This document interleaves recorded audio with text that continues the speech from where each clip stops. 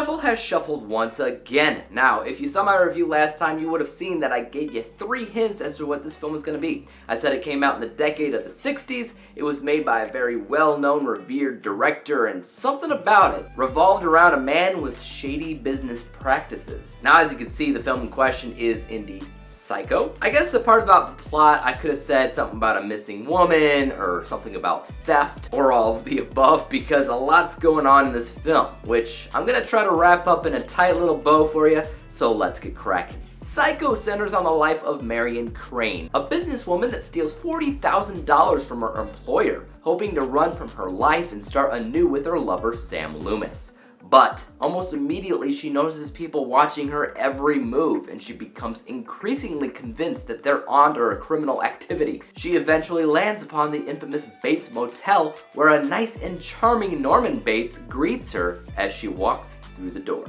Now, before I go on to my review of Psycho, I wanted to first give you guys 3 more hints as to what I'll be reviewing next time for the Cinematic Shuffle. The first hint is that the movie in question is an adaptation. The second is that the genre is romance. The third hint is that the cast includes Anna Kendrick. Think about that and leave your guesses as to what it is in the comment section down below, and if you get it right, I will pin your comment. Now on to my review of Psycho. So right off the bat, I guess I should say that the review is going to be a spoiler review, because it's kind of a hard film to talk about without revealing the big twist. Most of you already know what the big twist is, but just in case you've never seen Psycho, and especially if you've never heard of it or Norman Bates, then I suggest you go ahead, check out the movie before the review, because their approach to the reveal is most definitely better than mine. But with that being said, most of you have already seen it and or already know what the movie is really about. So that's my warning. So anyway, a lot of you may have been around for when M. Night Shyamalan first got famous. People would often say he's the next Hitchcock. And I honestly believe that Psycho was the reason why. Because Shyamalan made twist endings that weren't just shocking to be shocking, but they altered future rewatches entirely, which is exactly what Psycho did with its twist. So when I watched this film again, I tried to transport myself and my mind back to the year 1960, back to how it was for its initial audience, and I noticed something amazing.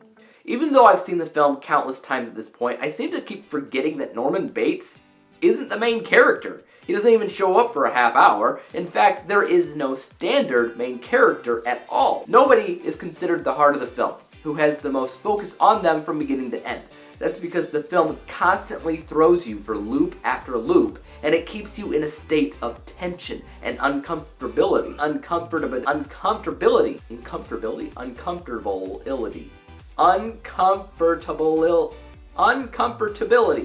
How it begins is very different than how it ends. The film opens up introducing you to this Marion Crane character, the fact that she steals this big bag of cash. It shows her as she tries to evade the police and think about what she'll do with the cash before she eventually gets a little bit of consciousness and determines whether or not to return it and ask for forgiveness. And she goes through all of this before she's just flat out murdered. And then she's buried along with the money in a swamp out back. Just like that. Suddenly the movie isn't about Marion at all, that money or anything. Suddenly it was about Norman Bates as he tries to cover up the crimes of his crazy mother. From there on out, it goes back to the Marion story as a detective starts tracking down her whereabouts. He ends up at the Bates Motel as well, and he attempts to question the mother.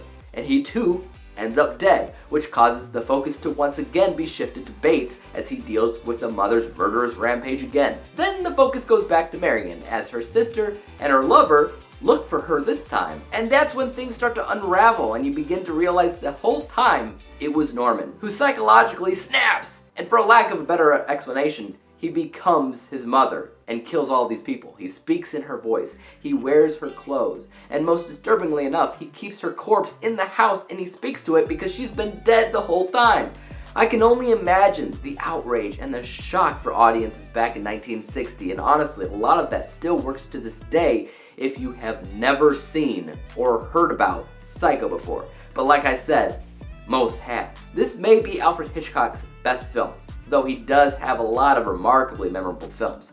This, however, is one that I've probably seen the most times out of everything because the structure is just so jagged Yet it works amazingly well for not only keeping the characters but also the audiences in a state of both paranoia and suspicion from beginning to end. I don't think it's absolutely perfect, as some aspects of the film make me question the logic, especially in the beginning of the movie when Marion is making her getaway with a big bag of cash. She runs into a police officer on the side of the road after she fell asleep, and this cop follows her to a car dealership where she decides to ditch her old vehicle and buy a new one. And this whole time she's doing it, the cop is obviously right across the street staring at her do it, and she sees him there the whole time. So at this point, what's the purpose of getting a new car? We see people change vehicles all the time in film when they're on the run, but I can't think of a single person who would do that right in front of the cop, because again, what's the point? I don't know. That scene is efficiently tense, but logically, I don't get it. Other than that, I can't go without mentioning the score, which is one of the best classic scores I've ever heard in my life. The cinematography is really strong, utilizing a lot of weird shots that I've never seen replicated since, which kind of helps the film stand out as something unique.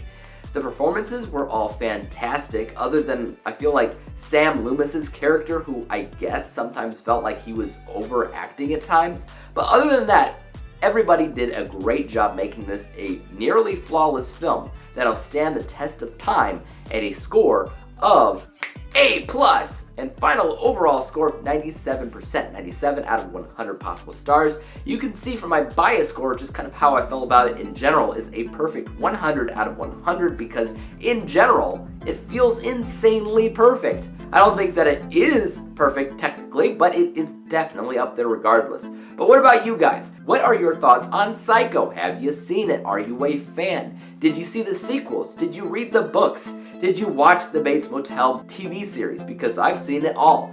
The only thing that I haven't seen, I think, is a TV movie called Bates Motel that came out in the 80s, but other than that, I've kept up with this world of what I can only call a reverse slasher, where the slasher monster doesn't come to you, but rather you come to it. That's all I got for you guys. Come back next week to find out what the Cinemax Shuffle has randomly selected I watch next, and until then, make sure that you hit that like, subscribe button, and bell.